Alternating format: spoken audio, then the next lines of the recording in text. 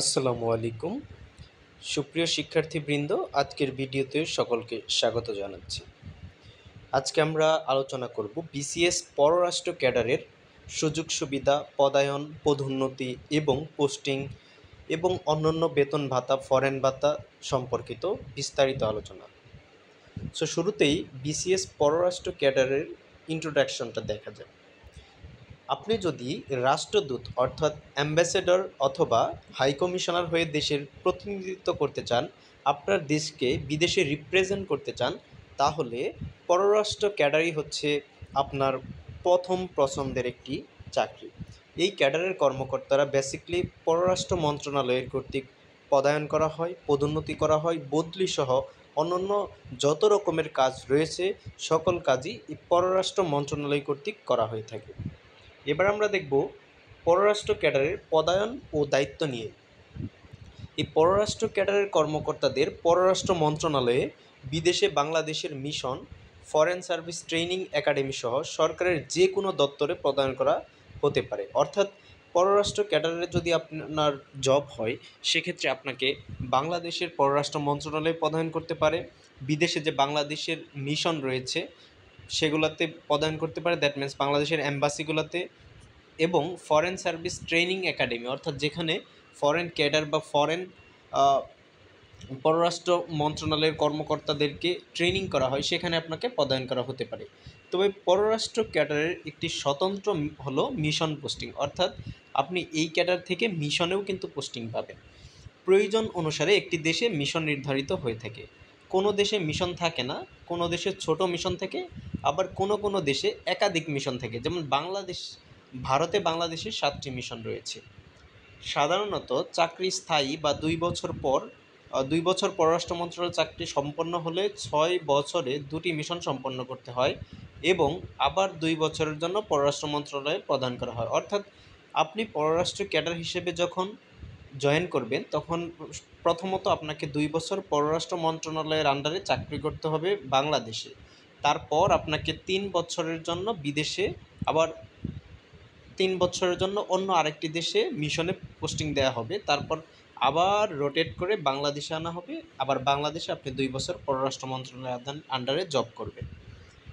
অন্য দেশের সঙ্গে সম্পর্ক উন্নয়ন ও বিনিময়, আন্তর্জাতিক সংগঠনগুলোর সিদ্ধান্ত বাস্তবায়ন, বিভিন্ন ধরনের সমঝোতা স্বাক্ষর ও চুক্তি, অন্য দেশে বাংলাদেশের প্রতিনিধিত্ব করা, রাষ্ট্রপতি, প্রধানমন্ত্রী সহ উচ্চপদস্থ ও অন্য দেশের প্রধানদের বৈদেশিক সফর ব্যবস্থাপনা ও প্রোটোকল সংক্রান্ত কাজ, অন্য দেশে কর্মরত বাংলাদেশিদের বিভিন্ন ধরনের সহযোগিতা করাই পররাষ্ট্র ক্যাডারদের প্রধান কাজ। পররাষ্ট্র ক্যাডারের আরও একটি অন্যতম দিক হচ্ছে, আপনি যে বিদেশে থাকবেন, তখন দেখা গেছে যে বাংলাদেশ থেকে যে মন্ত্রীরা বা প্রধানমন্ত্রী সহ উচ্চপদস্থ যারা বিদেশে যাবে, আপনি কিন্তু তাদেরকে প্রোটোকলের দায়িত্বে থাকবেন, তাদেরকে রিসিভ করবেন, তাদের সাথে আপনি ওঠা বসা করবেন। অর্থাৎ বুঝতেই পারছেন যে আপনার ভ্যালুটা কোন লেভেলে চলে যাবে। এবার আমরা দেখব পররাষ্ট্র ক্যাডারের পদসোপান নিয়ে।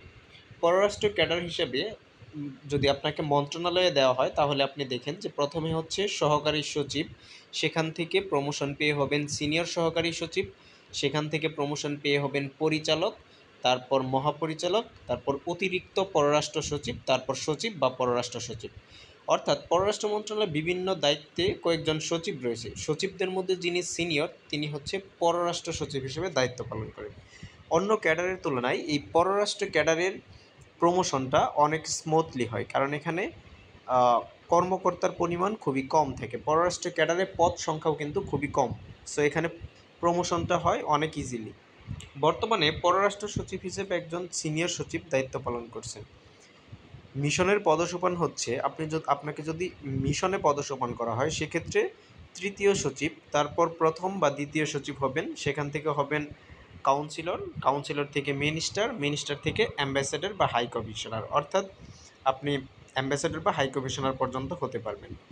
ষষ্ঠ গ্রেডে পদোন্নতির পর প্রথমে দ্বিতীয় সচিব এবং পরে প্রথম সচিব হিসেবে দায়িত্ব পালন করা হয়। অর্থাৎ আপনি সহকারী সচিব হিসেবে যখন জয়েন করলেন, তারপর যদি আপনি ষষ্ঠ গ্রেডে প্রদান পান সিনিয়র সহকারী সচিব, সেক্ষেত্রে আপনাকে যদি মিশনে দেওয়া হয়, তাহলে প্রথমে হবেন দ্বিতীয় সচিব, তারপর হবেন প্রথম সচিব। মিনিস্টার পদমর্যাদার কর্মকর্তা অ্যাম্বাসেডরের দায়িত্ব পালনকালে ডেপুটি চিফ অফ মিশন এবং হাই কমিশনের দায়িত্ব পালনের সময় ডেপুটি হাই কমিশনার হিসেবে দায়িত্ব পালন করেন। অ্যাম্বাসেডর বা হাই কমিশনার যে কোনো গ্রেডের হতে পারেন। মিশনের পরিসর ও গুরুত্ব বিবেচনায় অ্যাম্বাসেডর বা হাই কমিশনার নিয়োগ দেওয়া হয়। যে গ্রেডের কর্মকর্তা এই পদে পদায়ন করা হবে তিনি সেই গ্রেডের অ্যাম্বাসেডর বা হাই কমিশনার হবেন। অর্থাৎ যদি মিশনটা ছোট হয় সেখানে ছোট পোস্ট থেকে আপনি কিন্তু সেই মিশনের হাই কমিশনার বা অ্যাম্বাসেডর হতে পারবেন। আবার যদি মিশনটা বড় হয় সেক্ষেত্রে আপনাকে আপনার পদমর্যাদা বা র্যাঙ্ক বড় হতে হবে, তাহলে আপনি সেখানের অ্যাম্বাসেডর বা হাই কমিশনার হতে পারবেন। এবার আমরা দেখব পররাষ্ট্র ক্যাডারের প্রশিক্ষণটা কোথায় হয়। প্রথমত যোগদানের পর পররাষ্ট্র ক্যাডারের কর্মকর্তারা অন্য ক্যাডারদের সঙ্গে বাংলাদেশ লোক প্রশাসন প্রশিক্ষণ কেন্দ্র বিপিএটিসি, যেটা সাভারে অবস্থিত, সেখানে 6 মাস মেয়াদী একটা বুনিয়াদী প্রশিক্ষণ ট্রেনিং করা হয়। এরপর এই ক্যাডারের কর্মকর্তাকে চাকরিকালীন ফরেন সার্ভিস একাডেমিতে 12 মাস মেয়াদী স্পেশালাইজড ডিপ্লোম্যাটিক ট্রেনিং কোর্স সহ দেশের ভেতরে ও দেশের বাইরে বিভিন্ন ধরনের প্রশিক্ষণ গ্রহণ করতে হয়। অন্যান্য ক্যাডারের মতো সরকারি বৃত্তি নিয়ে দেশের বাইরে মাস্টার্স ও পিএইচডি পড়াশোনার সুযোগ পাওয়া যাবে এই পররাষ্ট্র ক্যাডারে। এবার আমরা দেখব পররাষ্ট্র ক্যাডারের বেতন ভাতা। পররাষ্ট্র ক্যাডারের বেতন ভাতা অন্যান্য ক্যাডারের মতোই সরকারি বেতন স্কেল 2015 অনুসারে সব ক্যাডারের কর্মকর্তারাই 22,000 টাকা মূল বেতনে চাকরি শুরু করে। অর্থাৎ আপনি ক্যাডার হিসেবে জয়েন করার পর একটা 5% ইনক্রিমেন্ট পাবেন, অর্থাৎ আপনার মূল বেতন হয়ে যাবে 23,100 টাকা। এই মূল বেতনের সাথে নির্দিষ্ট হারে বাড়ি ভাড়া পাবেন। জেলা শহরে হলে 40%, অন্যান্য বিভাগে 45%, ঢাকায় 50%। 1500 টাকা চিকিৎসা ভাতা, সন্তানের শিক্ষা সহায়ক ভাতা প্রযোজ্য ক্ষেত্রে এটি প্রযোজ্য যদি সন্তান থাকে। ঈদ বা পূজায় উৎসব ভাতা, এটা হবে মূল বেতনের সমান। বৈশাখে নববর্ষ ভাতা, সরকারি দায়িত্ব যাতায়াতের জন্য টিএ বা ট্রাভেলিং আর টিএডিএ প্রদান করা হবে। এবং সরকারি অন্যান্য যত রকমের সুযোগ সুবিধা রয়েছে আপনি প্রত্যেক সুযোগ সুবিধা এখানে পাবেন। বিদেশের মিশনে পদায়নকালে পররাষ্ট্র ক্যাডারের কর্মকর্তারা সে দেশের মর্যাদা অনুসারে বেতন ও অন্যান্য কূটনৈতিক সুবিধা পাবেন। এছাড়া এই পররাষ্ট্র ক্যাডারের কর্মকর্তারা কিন্তু লাল পাসপোর্ট ব্যবহার করতে পারে, অর্থাৎ আপনি লাল পাসপোর্ট ব্যবহার করতে পারবেন এই ক্যাডারে আসলে। অন্য ক্যাডারের ক্ষেত্রে কিন্তু এটি সম্ভব নয়। এবার দেখব সুযোগ সুবিধা।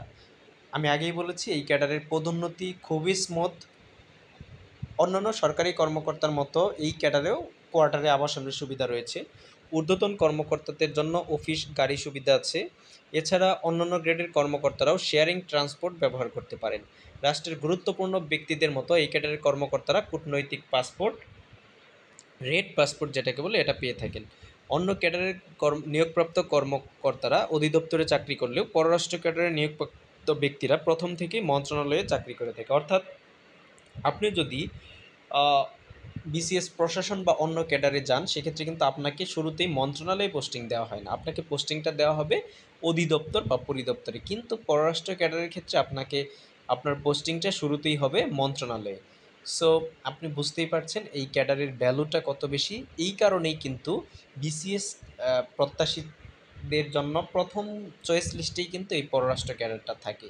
এবং আপনি যদি বিসিএস পররাষ্ট্র ক্যাডারে আসতে চান, আপনি যদি পররাষ্ট্র ক্যাডারকে ফার্স্ট চয়েসে না রাখেন সেক্ষেত্রে কিন্তু আপনি আর এই ক্যাডারটা পাবেন না। আরেকটা বিষয় হচ্ছে এই ক্যাডারে আপনাকে আসতে হলে আপনার ইংলিশের ফ্লুয়েন্সিটা অনেক ভালো হতে হবে, কারণ আপনাকে পোস্টিংটা দেওয়া হয় অনেক সময় দেশের বাইরে, আপনারা দেখে আসলেন। সো আপনার দেশের বাইরে পোস্টিং হলে কিন্তু আপনার যদি ফ্লুয়েন্সি না থাকে বা আপনি বিদেশি যে কূটনীতিবিদরা আসবে তাদের সাথে যে আপনার কমিউনিকেট করতে হবে, আপনার ফ্লুয়েন্সি না থাকলে কিন্তু আপনি পারবেন না। সো এক্ষেত্রে ফ্লুয়েন্সি থাকাটা খুবই প্রয়োজন। এবং এই ক্যাডারের ভাইবার ক্ষেত্রে আপনার আন্তর্জাতিক বিভিন্ন ইস্যু সংক্রান্ত এবং ইংলিশের ফ্লুয়েন্সি এই সকল বিষয় কিন্তু ভাইভাতে খুবই সূক্ষ্মভাবে দেখা হয়। That's all for today. খুব শীঘ্রই নতুন ভিডিও নিয়ে হাজির হব। ততক্ষণ পর্যন্ত সাথে থাকার জন্য সকলকে ধন্যবাদ জানাচ্ছি। আসসালামু আলাইকুম ওয়া রাহমাতুল্লাহি ওয়া বারাকাতুহু।